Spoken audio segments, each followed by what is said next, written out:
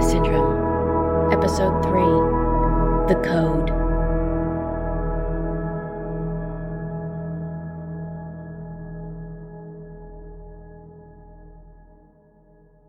Hey Junie, I'm at work so I'll try to keep this quick. I've been learning more about Havana Syndrome. One of those late night specials, the boring ones, have the actual sound they think causes it. It sounds like those cicadas, which is probably why so many people think it's fake. Unfortunately, most of the lines of Googling inquiries lead me right to conspiracy theory land instead. And no one needs anti-Semitism in their media diet, so... Dude! What are you doing? Taking my legally deserved 15 minutes? Don't do this to me at rush hour. We've got 4 reservations waiting to be seated. Help me out. Okay, sorry. Voice note sent. Michael chewed me out again for not cleaning the menus properly, as if patrons to this fine, whitewashed establishment don't expect a little salsa stain on the corner of their menus. Doesn't wear and tear indicate that this place is well-trafficked? Asshole. I feel like I'm treating it like a diary. Well, it's what you deserve, acting all aloof and quiet as a book. I'll get back to going all Liam Neeson on you after I get all my capitalist woes off my chest. Before he sent that whole treatise and turned the Menendez world upside down, I told Mom and Dad that I applied for that part-time job at the Grove Co-op in Jonesville. You know how they get. They smile all supportive-like, but you see it in Dad's face. He thinks that kind of work is below us. Isn't that what our grandparents came over here to keep us from having to do? Manual labor? It's just... it shouldn't be below us. Feeding people? It's a noble pursuit, isn't it? I mean, the pay isn't great, and it's only seasonal, but Holly told me that they're the only black family farm in the state that survived the pandemic. She was in my environmental ethics class. Now she and her girlfriend are my roommates after I moved out of the dorms last year. She reminds me of Natalie a bit. Do you remember Natalie, right? My old pen pal back in middle school? Man, I haven't thought about her in a while. We lost touch after we moved to Buenos Aires. We always lose touch, don't we? None of that matters, though. Dad is still worried I'll be on their dole for another decade. I know what you'd say. Follow your dreams. I don't know. Maybe they're right. Service industry sucks, and I'm not exactly in shape for lugging barrels of oranges around either. Holly was a little worried about it. Maybe they won't even bother calling me for an interview. Okay, you're not my therapist. I'll stop now. It's late. I should go to bed before I get any more modeling. Love you, Junie. I hope you're okay, wherever you are. Voice note message. I'm texting you both phone numbers for lawyers that are near you, in case anyone tries to ask you any more questions about Junie. Please let me know when you get this voice note. Voice note sent. Got it. D, please respond. Did you get the message? Probably still asleep. You know Dee Dee. Do you have any idea if the FBI even has jurisdiction here? D, it's 10 in the morning. Wake up, please. Lupe, I wouldn't worry about jurisdiction. They're just trying to find Junie. So if you have something to share, just talk to a lawyer. Sorry, I just got this. You all realize I work at a Mexican restaurant that is open past midnight on weekends, right? By the way, why do I need a lawyer? I don't know jack shit. Language. And I know you know better. Weren't you the one who taught us all about that ACAB movement? Don't swear at us, Dee. It's a good thing you don't know anything. Makes your lawyer's job easier. Hey, D, your mom wanted me to talk to you. I'm sorry for swearing.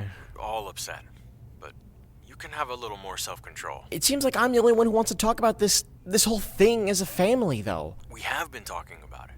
A lot. It's all we are talking about. But none of you are answering my questions. I'm not a kid anymore, and my sister has gone AWOL from the CIA. I deserve to know what the hell is going on. Does she have Havana Syndrome? Do we know where anyone last saw her? There are a lot of unknowns, and the nature of Junie's job is very Don't give me that, Dad. You always joked about knowing people who kill people, and being able to track down anyone anywhere in the world. I know you're in touch with people who know a hell of a lot more than nothing, and don't get me started on Lupe. Lupe doesn't know anything more than anyone else right now. She knows more than me.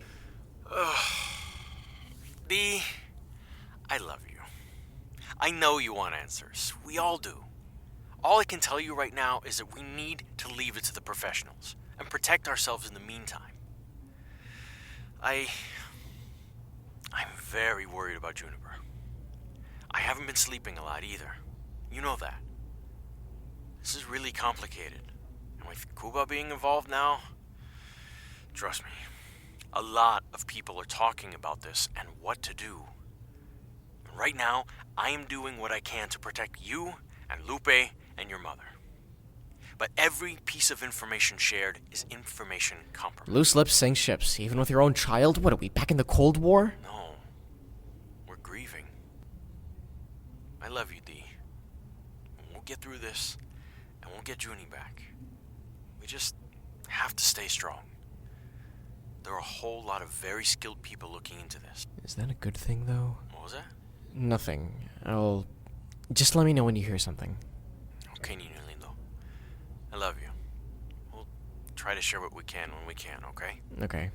Love you too. Bye. Bye. Just a sec. Are you decent? Yeah.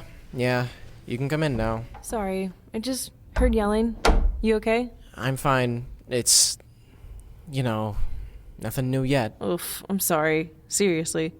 This really has to suck. How's the rest of the fam holding up? Not great. I don't know. Do you have something to post yet? What do you mean? Missing persons noticed or whatever. I'd be happy to share it on TikTok and stuff. Nah, I don't think this is the kind of thing you post on social media. She was out of the country, last we know anyway. I probably shouldn't tell you all this. Sorry, this is a whole thing. I can't imagine any of this is easy. All of the silence. Can't even say what you feel because the cops probably wiretapped your phone. Allegedly. Allegedly. Listen, your plants are in good hands if you ever need to bounce again. Okay? For whatever reason. What, trying to kick me out already for bringing the feds to our doorstep? Holly has been eyeing your window nook for months now. But seriously, if you need to meet up with your parents for something, or if you need to, flee the country because the CIA is after your family. I'm apparently surrounded by spies. You're surrounded by thin walls. I don't want to know anything more than what I just heard, okay? But listen, I know family stuff, secret spy stuff or no, can get out of hand quick. Give us a heads up if you have to abscond in the middle of the night without your plans. I don't think I have the gas money for another trip anytime soon, but thanks. Hey, text me when you're out of this born ultimatum shit, you hear? That movie sucks. This is Agent Celia Whitaker, 2317-617. Badge ID, Juliet Tango Tango, 033-1614. Case evidence attached, Juniper Menendez, intercepted voice memo. Source, CIA Liaison, Joint Terrorism Task Force. Metadata, not applicable. Full voice note attached. These are my personal case notes on the Juniper Menendez disappearance and process of the Joint Terrorism Task Force investigation. I'm hitting a dead end with the voicemail. Sorry, voice note. Of course, there are a few points that warrant follow-up, things that only the family could understand. The message to her sister, for example, explicitly telling her to offer up information to the CIA. The illegitimate non-carborundum quote being the most apparent. But shouldn't a trained operations officer be a little bit better at hiding code? I mean, the 3,000 miles note to the youngest sibling seemed pretty obvious.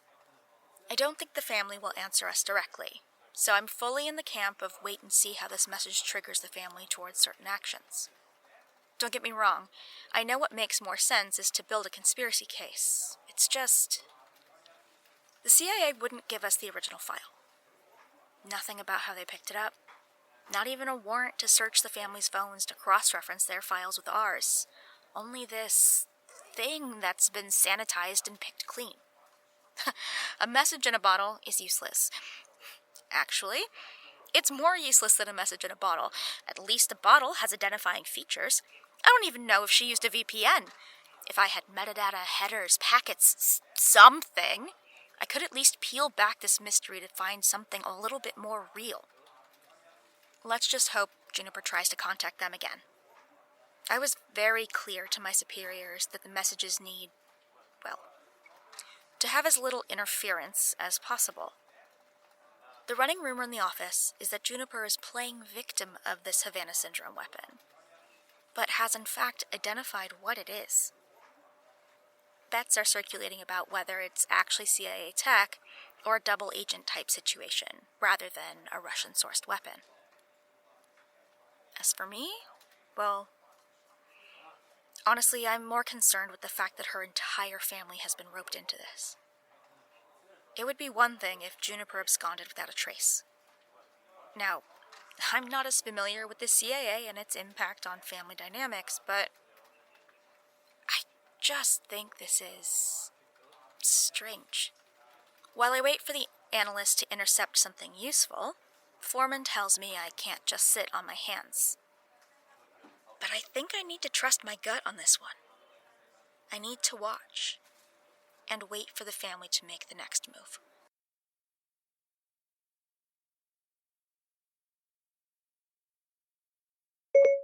Hey, Junie, I don't know if me telling you things helps you come back or keeps you hidden.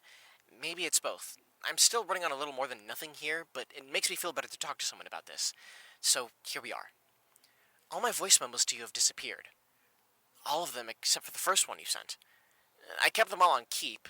You deleted them, didn't you? I don't know how, that's not how I thought voice memos worked, but this means you have been listening. I don't know why, but I have a gut feeling, Junie. I have a feeling there's something else in there. A clue, a code. I bet that's what the feds are looking for. And you don't want them to find it. It was just for us, for your family. I love you, Junie. Talk soon. Voice note sent. Hi, Mom. Dad. Dee. Lupe. I am sorry. I am so sorry, but I don't think I'm going to make it for things that have only been fragments for other people. A few friends here, there. Only you four have seen me from beginning to, well, now. Who I was for 6 years. For 6 years. I am not sorry. I don't think I'm sorry. I'm just sorry I'm missing Thanksgiving. Okay, here it goes. The truth sets you free, right? Who would have thought? After all this, that it wasn't a dirty bomb or fucking sexual harassment at the farm that got me out. Illegitimis non cobrandum and your little dogs too. I need to find the source. The truth got me out. Illegitimis non cobrandum and your little dogs too. Why that? Hey Siri, send a voice note to Junie. Go ahead. I'm listening to your voice note again, Junie. Yeah, I've done it like a billion times already. Lying to us for 6 years. You were what, my age then? That's probably when you were recruited right out of college. But it got me thinking. That's also when you and Lupe started saying that thing all the time. It was so annoying. Illegitimus non carborundum and your little dogs, too. It was on that summer trip in Italy, right before we went to Bristol to see Grandma Pam. Remember that you were really reserved the whole time, except when Mom yelled at you for saying fuck at a restaurant. You were so combative about it, talking about how it's your mouth now. You are an adult. It surprised me. You're always such a good kid. Respected Mom and Dad all the time. The golden child who didn't swear or sneak out of the house. I mean, looking back, it was a Latin phrase. Maybe you and Lupe picked it up at a museum or something in Rome. Dad let you get away with it because it was an army thing, I guess. I don't know why you added that last bit about the dogs, though. Or, I can't remember. It was years ago. Or maybe it was because you and Lupe had something only the two of you know. So this brings me to the next thing. Lupe, if you see the company, you know what to tell them. The company is the CIA. I just read that in an article, so what did you want Lupe to tell them? Illegitimus non carborundum and your little dogs too? That would be weird though, right? That Latin bit you and Lupe say, it means don't let the bastards get you down. But why attach it to and your little dogs too? What's the bastards got to do with the Wizard of Oz? Am I crazy? Is this even a clue at all? Or are you crazy and just driving us all the same? I texted Lupe about it like 5 times in the last hour, and I've been blowing up her phone in between, but she's got a nerve of steel apparently, and has internalized Dad's harping about InfoSec. And she has 3,000 miles between us, and it's not like I can hop on a plane and bang on the door until Mark is nice enough to intervene. Or... wait. Voice note sent. D, I love you. I hope you find your own truth soon. Don't give up. Walk 3,000 miles if you have to. Maybe I'll be back in time to hear it for myself.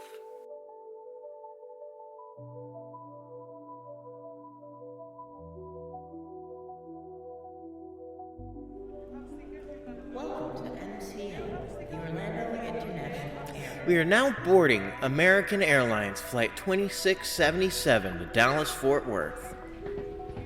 Hello, sir. May I see your passport? Alright, thank you. And what is your final destination? Vancouver, Canada. Alrighty, have a great flight.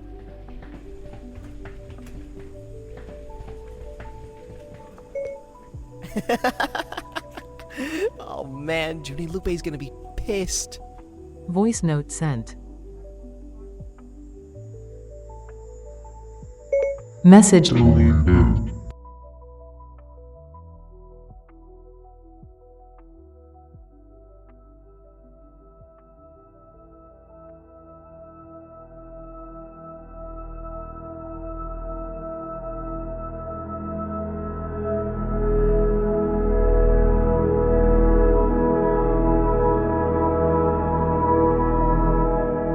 Those who can't see, hear. Those who choose to find the alternative, know. Dimitri Menendez is played by Ralph Ruiz. Charlotte, the restaurant hostess, is played by Cherie Hendrie. Guadalupe, Lupe Menendez, is played by Adriene Arce. Claire Menendez is played by Emily Buza. Peter Menendez is played by Andrew dos Santos. Rachelle Bhatia is played by Jasmine Lynn. The American flight attendant is played by Anna J. Juniper Menendez is played by Lisette Alvarez. Havana Syndrome is written and produced by Lisette Alvarez. This is a Stormfire Productions podcast. Thank you for listening.